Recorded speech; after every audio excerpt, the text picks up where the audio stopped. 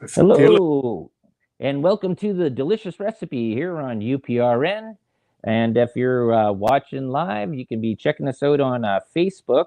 There's my Del Lessie Facebook page, also on the Joe Montaldo page, and the UPRN page. And if you're watching on YouTube, you can check us out on UFO Paranormal Radio. UFO Paranormal Radio is done twice, and also on UFO Gods and Extraterrestrials. We're also on Twitch, iHeartRadio, SoundCloud, Spreaker, and just for you guys out there, it says if you're watching this as a rebroadcast and stuff like that, hit the like button, put the thumbs up on there because it all just gives support and boosts up my numbers there, anyways.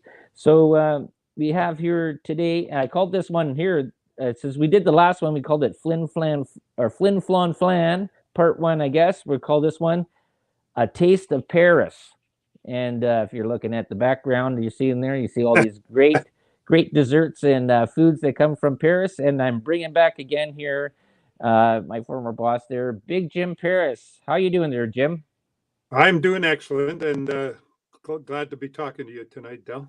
Yes. So we had gone through on the first episode. We talked about some mining stuff. We talked about some music stuff. Right. We talked about just interesting things, and we didn't even get into some of the parts there that I do on my show here is because I've been following this idea of weird occurrences in the bush, and I've been asking this question many times throughout the years, and I've been asking a lot of scholars and stuff like that and other authors and that go and deal with this. Do you have any stories of some sort of weird creatures you might have encountered, or people that you knew from prospecting that said that there was something out there that wasn't a bear or a moose? Well, I mean, come on. There's the stories are endless. I could go on and on and on. When we were working up on the Mishkow River out of Pickle Lake, northwestern Ontario in Canada, uh, we used to hear my cabin or my building. The engineer's tent where I stayed was up by where the core racks were, where we logged the core, where the helicopter pad was, and the rest of the guys were down in the bunkhouse, and then the cook was in the cook shack right down by the river, and we had this big beautiful river that flowed in right through the front of the camp there, but it was called the Mishkow River, and it flowed down about 20 miles into the Albany River, which is a big famous river, and that's the river that flows out to the bay there, and where the big Victor pipe was, the diamond mine that De Beers had. Right, that's the Hudson Bay, St. James Lowland area, right? Yes, that's Yeah. correct. Okay. So we were working on a gold property, and I mean, we're in the bush all day, working all day, and then we come in at night and have a meal, and work on our notes, get on the computers, whatever, and then of course it's bedtime. So sometimes you'd go out for a whiz at night, and there's the northern lights, just beautiful greenish, bluish, reddish colors, and then you hear this barking, uh, like a dog barking, Mm-hmm. and I'm thinking, well, it's got to be a fox or a wolf or some kind of animal like that, and go back to bed. A little while later, I hear again, and he's getting closer. So this went on a number of different nights that we'd hear this barking, and finally, I'm sort of we never did see the creature that was doing the barking, but it turned out that it was a type of owl, Oh, wow. an owl that barked. And one day he landed right on the satellite dish in front of the cook shack, and he actually barked at us. A couple of us were standing there doing the dishes, whatever, and this owl landed there. He wasn't very big. He was maybe about a foot high, Mm-hmm. and nice little owl. And he let a bark out of him, and that was how we solved the mystery. So when I came home back down to Thunder Bay, I looked it up in some of my books, and sure enough, there is a creature that barks like a dog. So that was Wow. one thing that was unusual, that I can remember just off the top of my head. There was, a lot of different times there was unusual things happened over the years. Uh, Sometimes when the ice is moving at night, when it's Oh yeah. when you've got the pressure ridges, and Hmm. sometimes that ice can make noises like a jet plane taking off. Right. And you hear this crescendo of noises, and then it wanes and ebbs, and then it comes back again, and you'd swear that there was a jet plane flying low right over you. Uh, Right. Okay, I've played this. I'm not sure if you've heard this before. I'm gonna play this for the listeners out there. I can see if I can turn this up a bit here. This is the creepiest thing I've ever heard, and I'll and if people were listening before, they might have heard this before, but let's see if I can get this to go. Uh, Go play. This is the craziest sounds that you'd ever hear from the bush, and you would think that there's a lot of animals out there. Okay, here we go.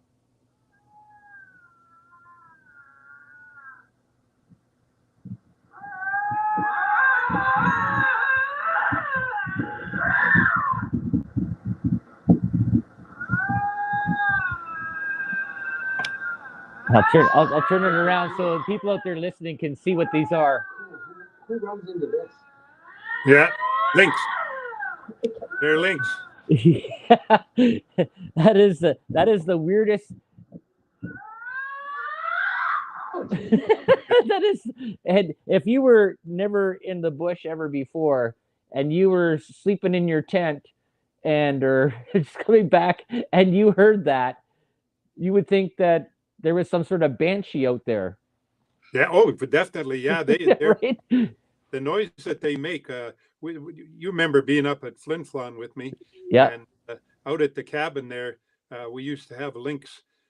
When I'd pull up to the gate to open the gate, I'd usually turn the vehicle off, and every once in a while, like the gate was up on a hill, and I would hear that very same noise, and it was coming from down in the sort of the valley, and so then I'd tell my wife if she was with me or whoever's with me, hey, get out of the vehicle, listen to this noise. And yeah, it's pretty scary noise. But those are mating lynx. It's a Yeah. mating thing. Yeah, but that's a noise that you would never figure that you would hear from a cat. And that's the part that I always sort of think about is that some people, I guess, when they, well, there's experienced hunters. I understand people that understand when they see something that's running through the bush on two legs. A bear can't run on two legs. That's not that fast, not clearing distances. So that's got to be something a little bit different. But hearing noises like that you're not accustomed to hearing, your mind starts to wander a little bit and going, this has got to be something out of this world. Well, yeah, I mean, there's no doubt about it. And if it's dark and if you're out there all alone without a gun or anything, it can get pretty scary.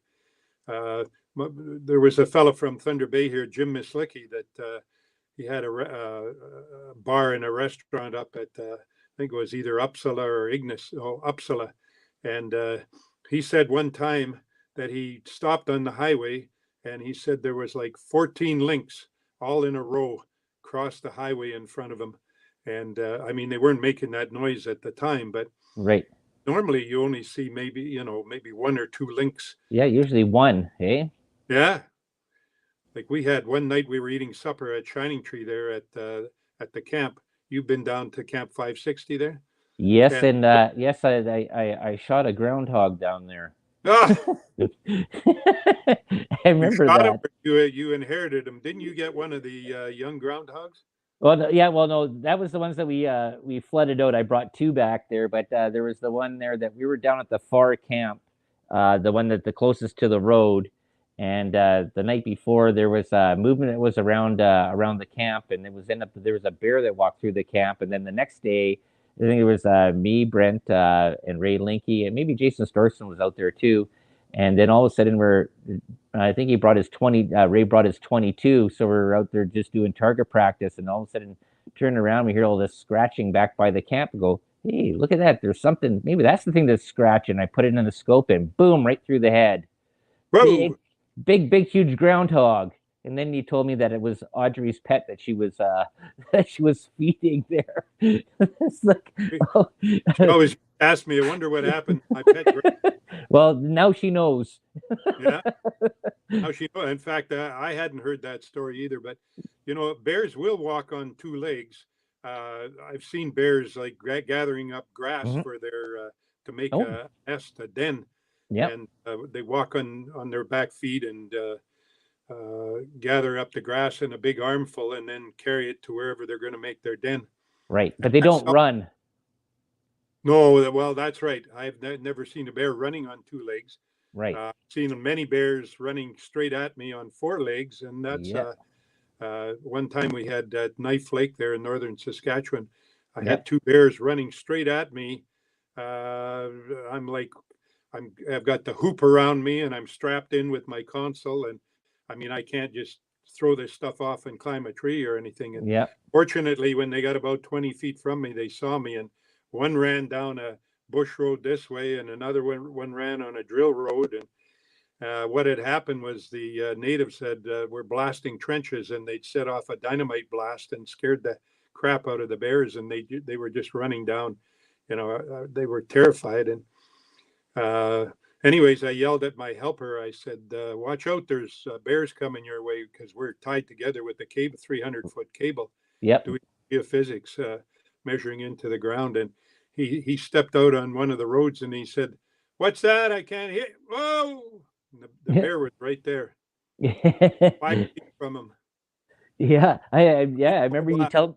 I remember you telling me that story there. It says, yeah, it said it said you came back there, said the guy didn't have to go to the bathroom. He was all white there. He says he drained all the liquids out of his body or something like that. But actually, we had a native woman that was cooking for us, and she used to tell me some stories. I guess she was truly a Métis woman because her forebears, her grandfather was a Northwest Mounted Police officer, and the grandmother was from Cumberland Reserve in northern Manitoba. Anyways, she said that the way they used to hunt bears, the natives used to hunt bears, was they would sharpen up an axe, razor sharp, and they would go looking for a bear, cut a couple of sharp sticks, and the man would, when they encountered the bear, they would not attack him, but they would confront him and force him to stand up on his.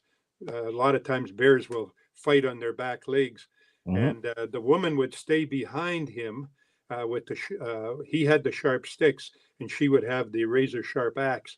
And when they got closer and closer to the bear, and of course he's getting pretty agitated, and the man is poking him with these sharp sticks, and of course he's batting them around. Bears are pretty fast, and he's batting the sticks Yep. out of his face there. And they would get to a certain point where the bear was sort of preoccupied with him poking these sticks right in his face. And she would slip underneath him and take the axe and just split his gut, you know, make a cut right down there, and Yep. his guts would fall out on the ground. So, and of course, he would be immobile after that and die. Hmm. Hunting Yeah. bear. Well, that's the thing though, is like you have to do what you had to do, right? Well, yeah, and I mean, saved on bullets. Yeah, right. That's exact. I guess a lot of I guess city folk don't understand the whole importance about what is needed for survival just for yourself. Fat is a very important thing that people need. That's what feeds your brain. But hunting, and if you don't have the money to go and buy bullets or have the availability to get that, you have to use other techniques, right? Well, not only that, but I mean, it makes a clean kill. If you Yeah. sh- if you shoot a bear, and you may have to shoot him multiple times to kill him, then maybe you're going to spoil the meat. Any wild animal that you shoot several times, they're and especially if they run, and you're going to get contamination in the meat, and so this makes a clean kill. And I mean, there's no big secret that a lot of people eat bear meat. Oh yeah, I think one of the best things that I was at Shining Tree Camp, and we went to the, I think it's the only little bar that was there, and the restaurant that was in town there. That was by Clint Gunter's place there in Gunterville, just Bear before it. camp. Three Bears Camp. Yeah, Three Bears Camp, and went in there, and I think it was me, Brent, and maybe Ray was there this time there too. I'm not sure. And we were playing pool, and the guy had done up this bear roast, and he said, "Hey, do you guys want a piece and stuff like that?" And went like that, and it was like I think it was a blueberry bear. I think it had eaten blueberries or whatever, and it was like the most delicious roast that I had tasted ever. I was figuring that everybody always says bear meat tastes like a garbage pile. I guess that's the ones that are around cities, but ones that are out in the bush that are eating natural foods and vegetation and whatever stuff there, like it was like I was so surprised out of it. It was an amazing experience. Yeah, well, and again, it depends on how hungry you are, how the bear was killed, how they cooked the meat. There, so many different factors. Sometimes bear meat tastes like prospectors. And smells like prospectors that have been in the Yeah, bush for a week. we always used to say there's only one rule if you see a bear, and that's whoever there's two of you. Just make sure it's somebody that you can outrun. Exactly. That's so true. Well, there's so many crazy stories. I remember the one part there we were doing. I think we were cutting baselines in Shining Tree, and I think I might have mentioned this a little bit there. And the guy that owned I think the general store and the post office there, and he had some sort of run-ins, I guess, with the RCMP and stuff like that with some sort of weapons there. And Yeah. I think we were shooting your 357 Magnum, hitting some targets, and this guy just comes barreling in his truck and just whoa, just stops and just pulls out this automatic machine gun, just starts blaring into the bush. It's just you meet so many interesting people out there that live out in these little small communities, and that was so. I just remember that I was just laughing my butt off about that. I know exactly who you're talking with. Maybe we won't bother mentioning his name, No, but no, no, no. he had a ton of guns, and he was actually a really nice, interesting guy. But Yep. I don't know, there was something about him.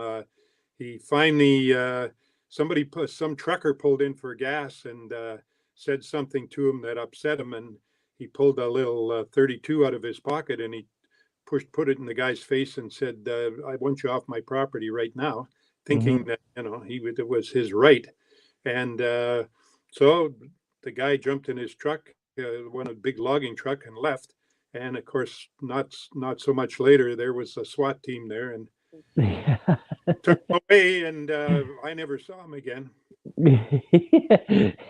There's so many interesting stories that like we talked about before there. Well, like you've met so many interesting people. And so I want to mention to our listeners out there's a couple books there that you can check out that Jim has written. And plus also you wrote for the Underground Press there as well, right?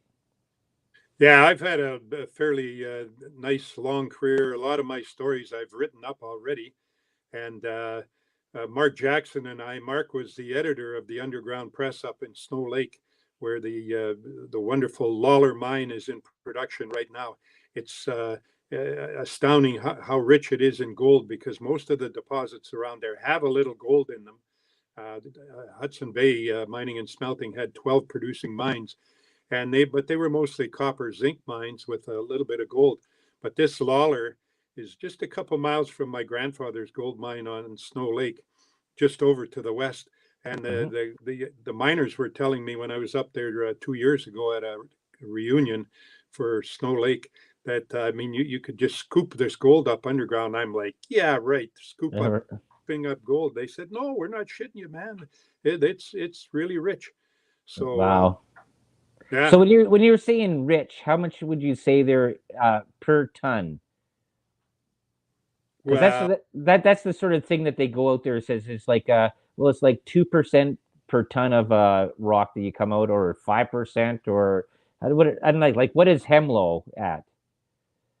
yeah, Hemlo has actually three different types of ore bodies. So the ore grade It varies from,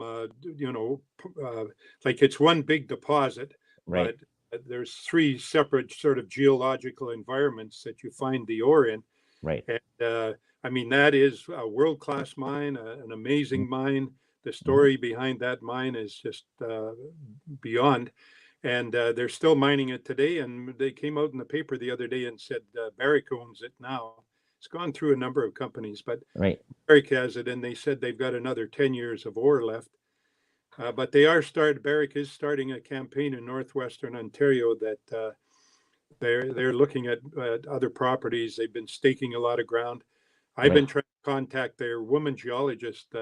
Apparently, she's out of Vanessa McLean or whatever her name is, and show her some of my properties down at Geraldton. But Mhm. a rich gold mine would be half an ounce to the ton. Right. Okay. Yeah, that's sort of interesting. You know what?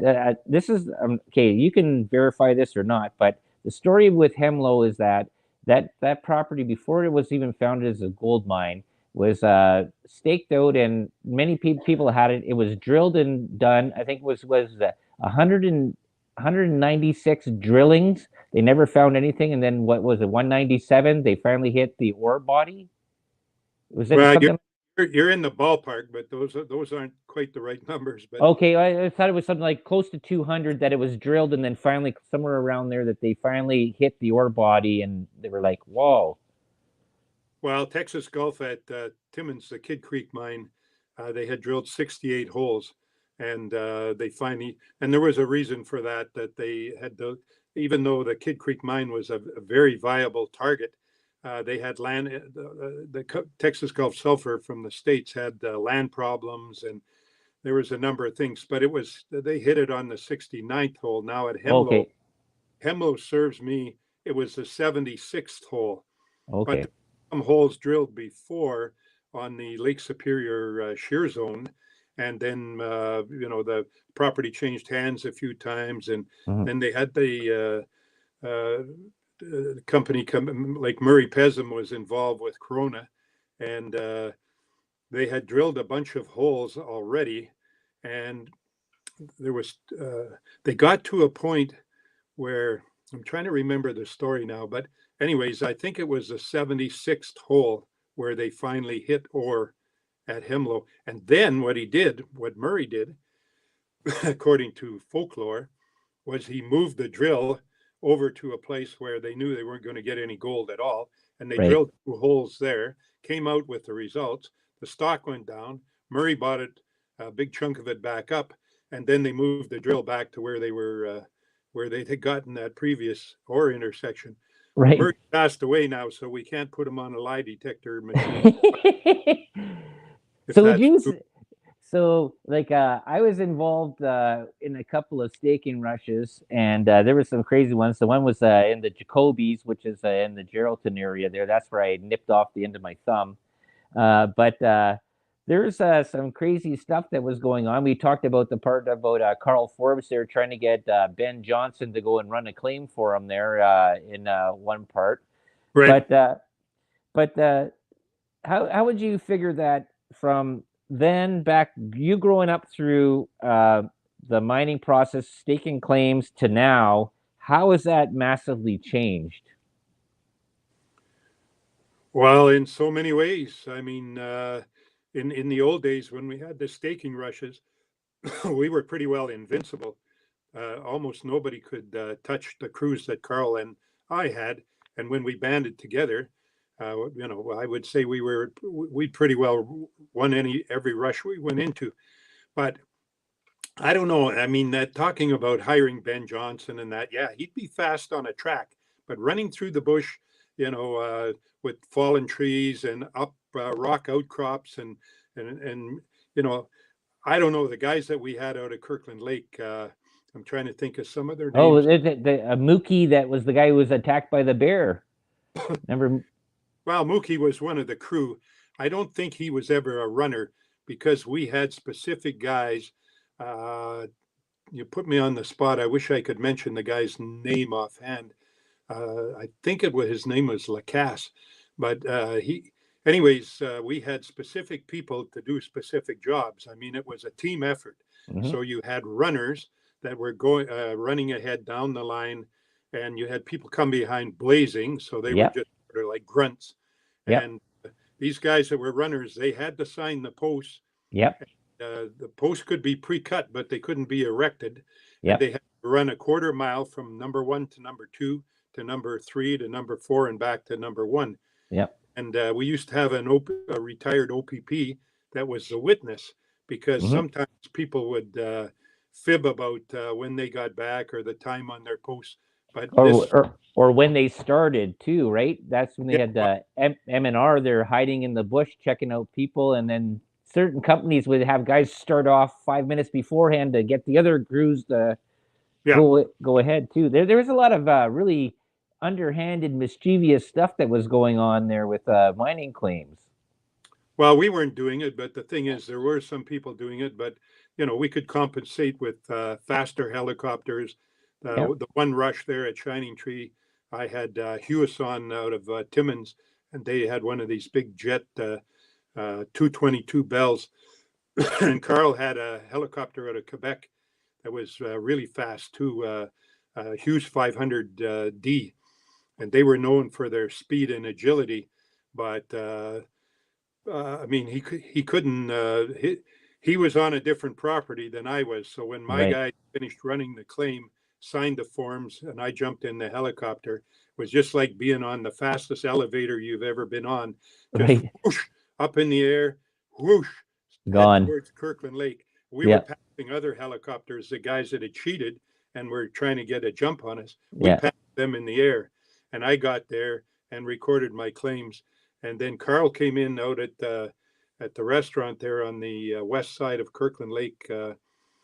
I'm trying to remember the name of Louis' restaurant, whatever. And he landed there, whereas I think it was Inco landed at the liquor store, which was only a block from the recording office. And Carl had a taxi waiting for him. Right. And he And then tore you down have car Main races. Yeah, he tore down the main street, telling the cab driver, faster, faster. And the other guys, he just got to the intersection, and the other guys were pulling up in a truck. And Yeah. he ran across the red lights and got to the door first, through the door to the recording office open.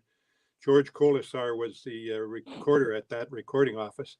Yeah. And he ran up the steps, and the guy was running behind him, and he was trying to trip him so Carl would fall down, he could get ahead of him. But Right. Carl was pretty tricky, and even though the guy swatted his leg a few times trying to make the 1 foot trip over the back of the leg, Yeah. and he got to the desk and he slammed his recordings down and said, "I'm first."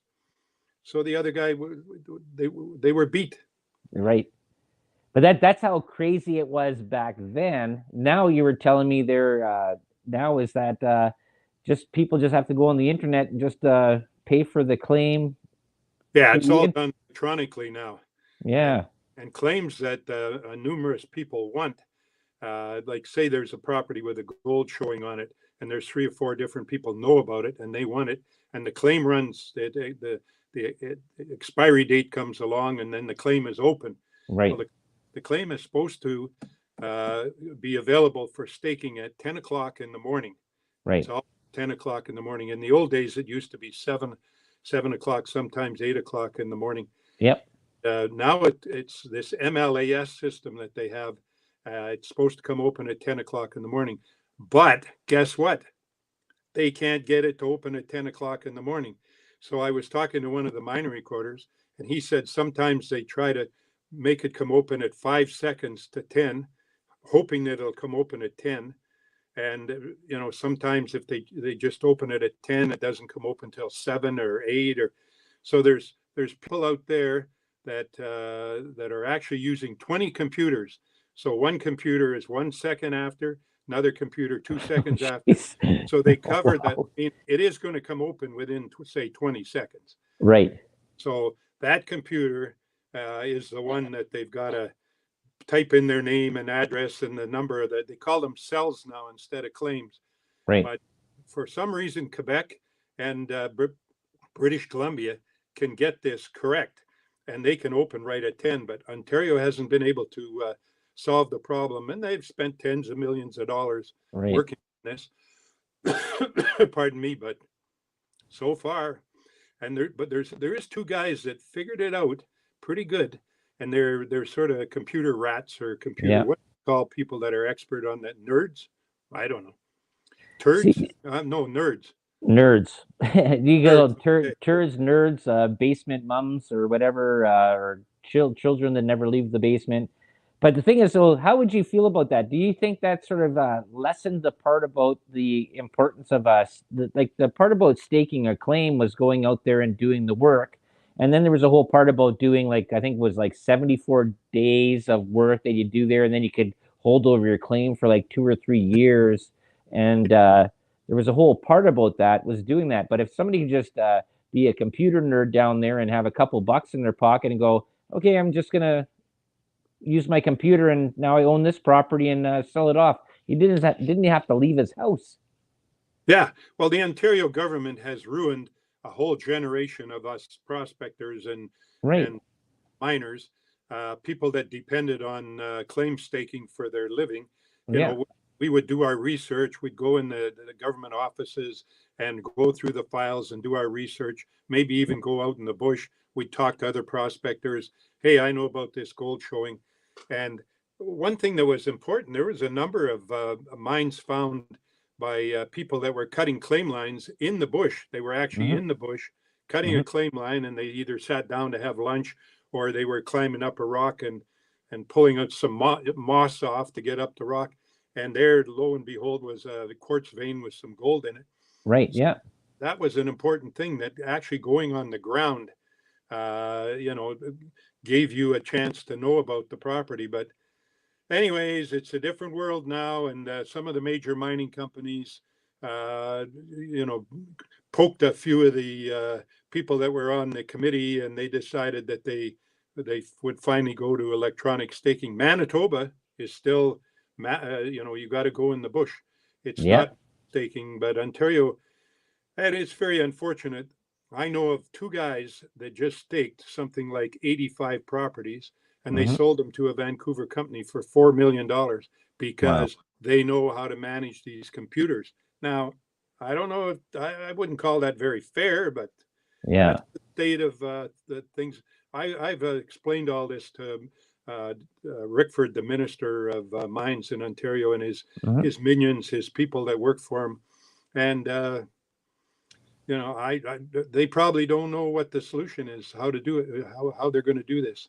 Right. That's the problem there. I've talked about this many times. There is that technology is good as a tool, but it's not good as a part there is to go and depend on for life. Like you don't know that. I'll put it to the part here is that, hey, if I can go and create a delicious recipe on my computer and never taste it, how do you know if it's good or not? Right. So I'm going to go into this part. Sorry, I'm going to go into this there. So I want to, because we only got about another 15 minutes left, and I screwed this up the first time. I didn't do this. 2 books. So we got Head Frames, Happiness, and Heartache, Mines of Manitoba. And then we have Nor Acme, Gold Mine Story. And this one there is the one part of there. That's of your father's mine up at Snow Lake. Is that correct? Well, the Noracme Gold Mine story is a story about my family, and that's why I wrote the book. And I was so fortunate to be writing for Underground Press, and I was writing for Cottage North in Flin Flon at the time. And there's another thing that, you know, the government, those magazines were pumping out fantastic historical stories about northern Manitoba, northern Saskatchewan. And they relied on advertising to keep them alive. And then once we went to, you know, the type of digital world that we're in right now, where you could read them for free, basically they were giving the magazines out for free because of the advertising. But got to a point where they couldn't afford to publish the magazine. And I always felt that the Manitoba government should have helped and kicked in some sort of, you know, recording the history of the province, because believe me, for the years, those magazines pumped out stories by different authors, myself included, Mark Jackson included. Hmm. It was the stories were fantastic, and a lot of the stories that I didn't write that other people wrote, I'm like, wow, I never knew that. Wow, up at Sheridan this happened, and up at Puckatawagan this happened, Right. and so it's really unfortunate. But the the Can, book, can I ask you? Can I ask you a question there? This part here, anyways, is that is Manitoba more richer in minerals than Northern Ontario? Because I did a job there for Harris Rebar. I had to go and plug off a uranium mine 174 meters underground in Lac de Bonnet.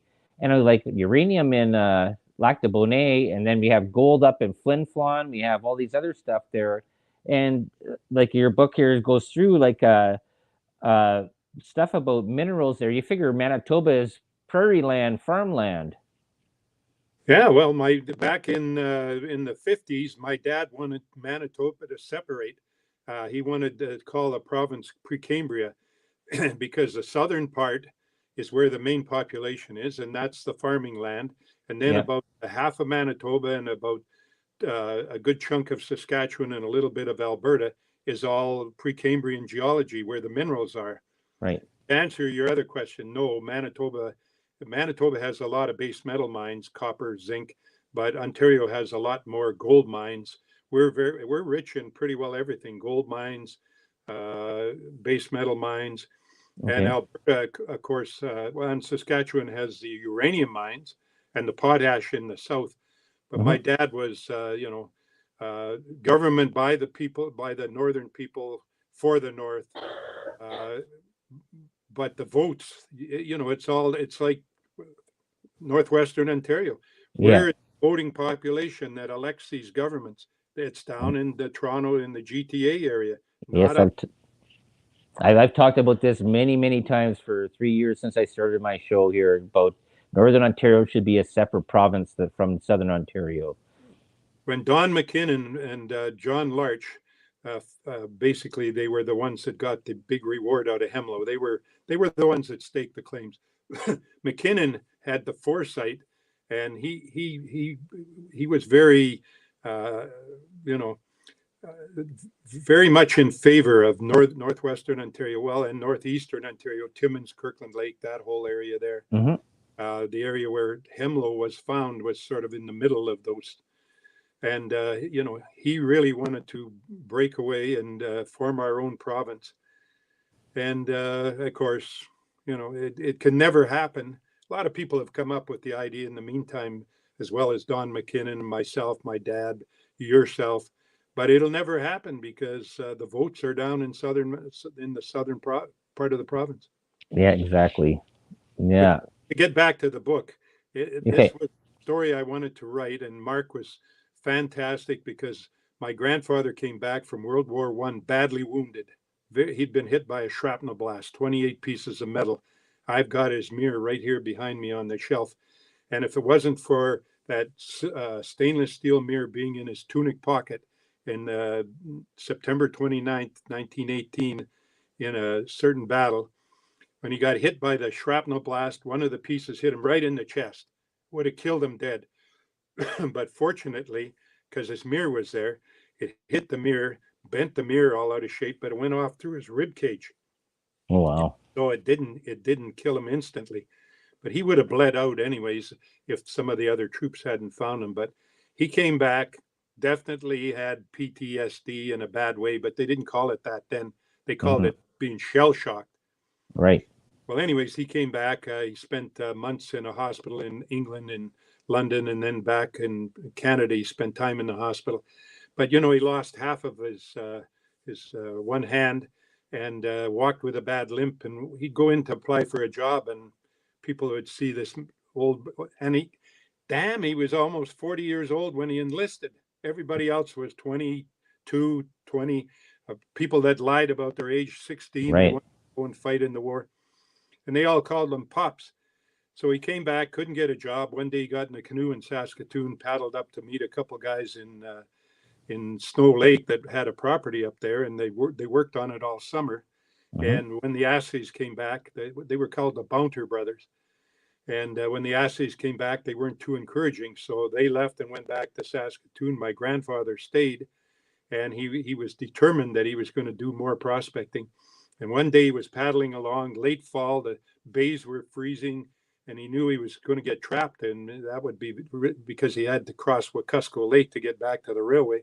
Mhm. And the leaves were off the trees, and he looked up on a hill, and he could see all this rust up there. And he went up with his gold pan, because everybody carried a gold pan in those days. Okay, so for the listeners out there, what would rust be into? That'd be something that would be on the quartz that you'd had some sort of mineralization, some sort of metal, correct? Yeah, it would be the pyrite that was associated with the gold. In this case, in my grandfather's ore, it was arsenopyrite mostly. And when that oxidizes and weathers, it gets, it turns rusty. And same pyrite, arsenopyrite, iron will rust. And so he put some in his pan, went down to the lake, swished it around. My God, he saw little grains of gold in there. So, and what had happened was the ore body was under about 6-8 feet of clay, and the groundhog, we're talking groundhogs again, the groundhog dug down his hole. Yeah, And the groundhogs have those little other holes that they have, so that when something comes after them, some yeah, animals can kill a groundhog, they can get down the hole, but yeah, the groundhog has other hole, like other channels, yep. tunnels that he can run in, and so he can evade the predator that's trying to get him. So the And listeners out there, just to know, is that a groundhog has 7 front doors to his lair. yeah, well, front doors, back doors, side doors. Yeah, When he got down to the rock that was 6 feet under the clay, he started scratching around, and he was digging up this rust and arsenopyrite, taking it back up and spreading it around the top of his hole. Probably been doing this for a few years before my grandfather came along. mhm. So then he knew that when he saw the gold in the pan, he said, I got a stake here. And he didn't have time. He had to get the hell out of there. The bay, everything was freezing up, and he still had to cross 20 miles of Wekusko Lake and then walk another 16 miles to the railroad. Right. And so he came back in the spring with a couple guys, and they walked in over the ice. But what I found was amusing was, even though they staked their claims over the top of the ore body, nobody realized for years and years that the ore body dipped at about 60 degrees out to the northeast. So for years, if anybody had a staked out to the northeast, they would have had most of the ore body covered. But Right. When they got underground, they found that out, and pretty soon, bam, bam, bam, they had Right. everything staked up.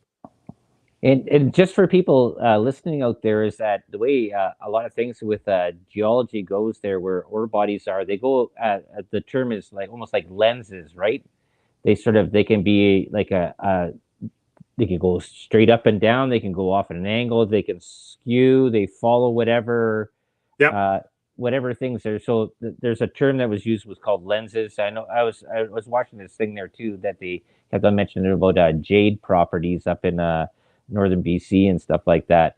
But you get an area where the body of ore is there, and you could explain this a lot better than me. It's through, I guess, it's vulcanization, right, where stuff comes up through the mantle and it spews out there. Same thing with diamonds, I guess. Say with kimberlites.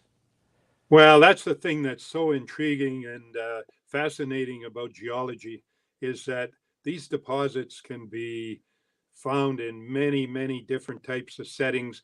The rocks were originally, the surface, the Earth is a piece off the sun, and when the Earth was cooling, it was like a porridge where you had all these bubbles going. You've seen a porridge cooking, Yep. bubbles here and over there, and that's what the surface of the Earth was like at one time.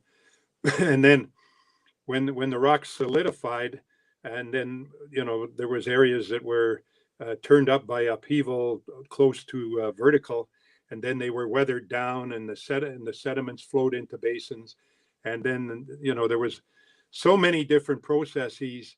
Right now, the main thing that's happening in geology is uh, a good 70% of northwestern Ontario is intrusive rocks, like they're called plutons, stocks. Right. The stock is a small pluton.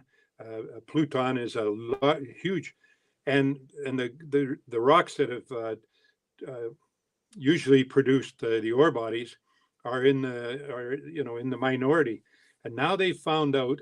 No, everybody thought these plutons were useless and they didn't bear any ore. But now the Cote mine down at by Shining Tree there, that IM Gold has, they Yeah. found out that there's shear zones in these plutons, and they've been drilling them and finding out, lo and behold, that some process either by the flow of fluids has Right. brought the gold up into these shear zones. But you're right. I mean, a lot of base metal deposits are sheet-like. Yeah. Some are the Lawler deposit is a whole series of lenses that goes down on an unconformity. And fortunately for Hud Bay Minerals, some of the lower ones are very rich in gold. Okay, we only have about 5 minutes left, and this is a question I've been asking a lot of authors, researchers, and stuff that I've had on here on my show here.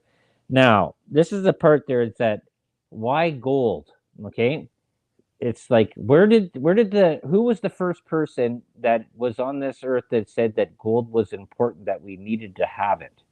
Do you have any stories of that? I've asked many people. I've heard lots of theories. I've heard lots of different speculation about this, because you figure that the most important thing for a human would be clean water and food.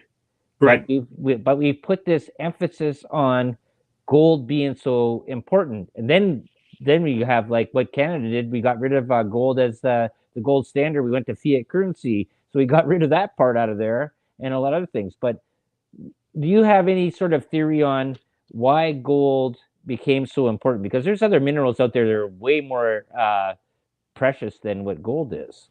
Well, yeah, and early people were mining things like silver and copper and making arrowheads. You know, there was a lot of mining went on. Gold was mainly always more ornamental, and Right. then Romans came along.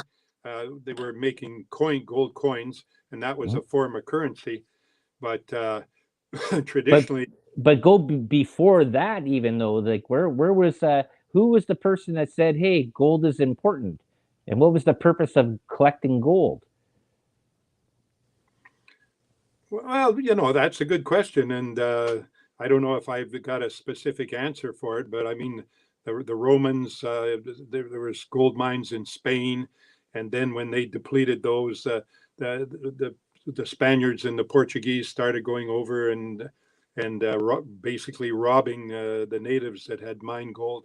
Hmm. But like gold is soft and malleable, so it's Right. easily Yeah.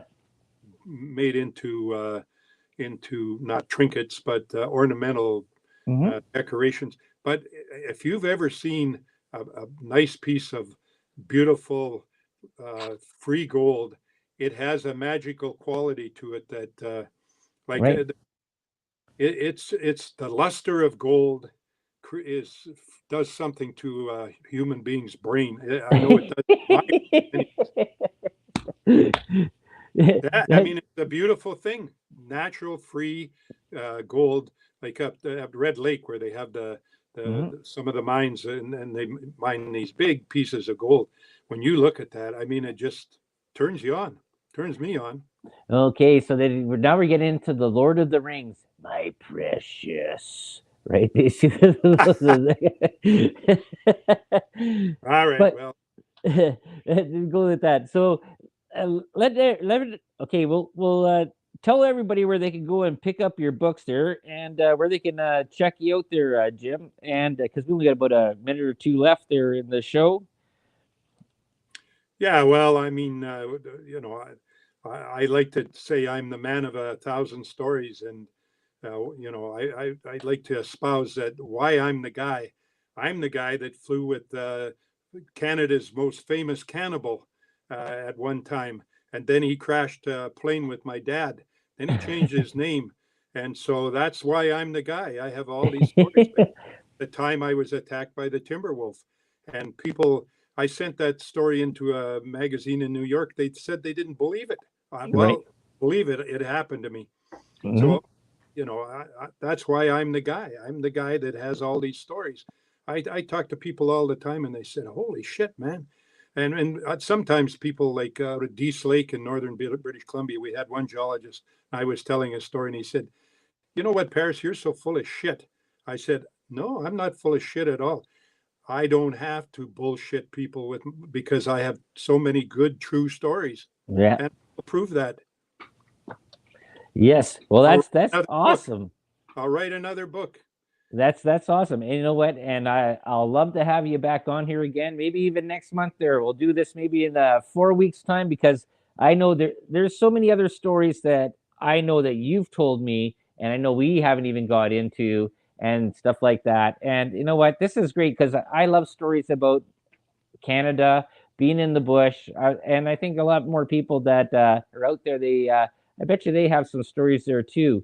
And like I say, if you read down the bottom, if you have a story about anything weird, extraterrestrial, cryptid, just weird stories, paranormal, the delicious stories at gmail.com. You can contact it on there.